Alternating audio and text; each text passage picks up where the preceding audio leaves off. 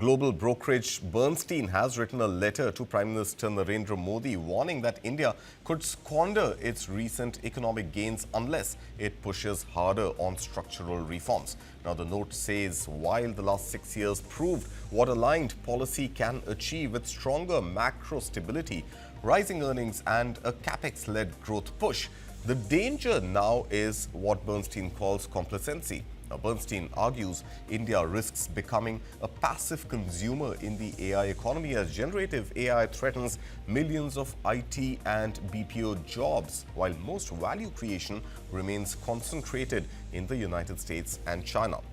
The global brokerage also questions whether manufacturing is strong enough to absorb displaced labor, pointing out that despite PLI schemes and China Plus One hopes, manufacturing still remains stuck in second gear around 16 to 17% of India's GDP, with heavy import dependence in critical areas like EV batteries.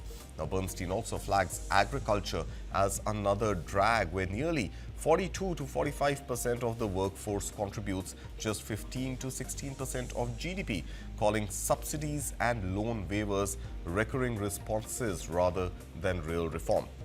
Now, Bernstein further raises concerns over rising welfare spending, warning that large-scale cash transfers could crowd out productive capital expenditure, while underinvestment in rail, mass transit and R&D could weaken India's long-term competitiveness.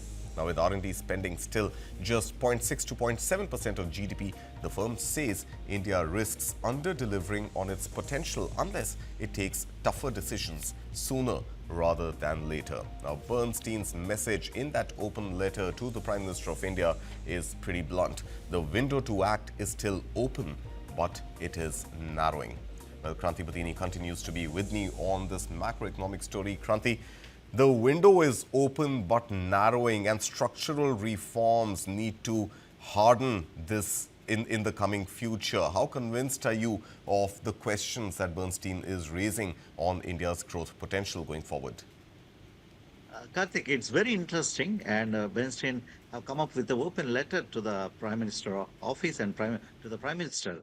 These are the early warnings, of course, they are giving, but we have a much capable team at the PMO at this point of time to drive the growth reforms. But sometimes the growth reforms agendas get hijacked or diverted in the medium to short term. But we have a mandate for the government to double the GDP, and sometimes the external shocks like the global crude oil prices, geopolitical issues, and things like the trade tariffs do tend to create some kind of a knee-jerk reaction in the reforms agenda. But given the kind of the democratic system we have, with the large part of the population depends upon the agriculture. So sometimes it takes tend to look like the reform agenda is taking time. But by and large, we are on track, but the pace has been moving slow at this point of time. So what Bernstein tells deliberately is just to push forward the same growth agenda, but the pace has to be should take some more fast track. That's what the summary says at this point of time, Kartik.